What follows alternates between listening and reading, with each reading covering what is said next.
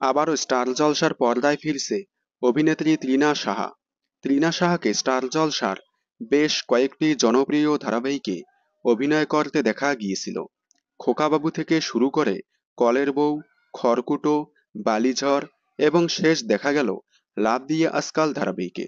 অল্প কয়েকদিন হলো শেষ হয়ে গিয়েছে লাভ দিয়ে আজকাল ধারাবাহিকটি শেষ হওয়ায় অনেক দর্শক তৃণা সাহাকে মিস করছে। তারা বলতেছে আবারও নতুন ধারাবাহিকে প্রধান চরিত্রে ফিরে আসুক তৃণা সাহা। তবে এবার তৃণা সাহা ফ্যানদের জন্য দুর্দান্ত খুশির খবর, কারণ আবারও স্টার জলসা ধারাবাহিকে প্রধান নায়িকা হয়ে ফিরে এলো তৃণা সাহা। আমরা সকলেই জানি স্টার জলসার এক সময়ের তুমুল জনপ্রিয় ধারাবাহিক ছিল খড়কুটো।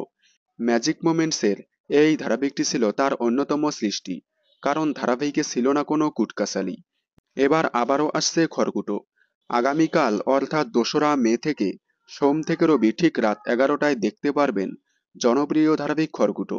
যার কারণেই বন্ধ হয়ে যাচ্ছে জনপ্রিয় ধারাবাহিক বোঝে না সে বোঝে না। তাহলে আপনারা খড়কুটো ধারাবাহিকটি দেখার জন্য কতটা এক্সাইটেড কমেন্টে জানাবেন।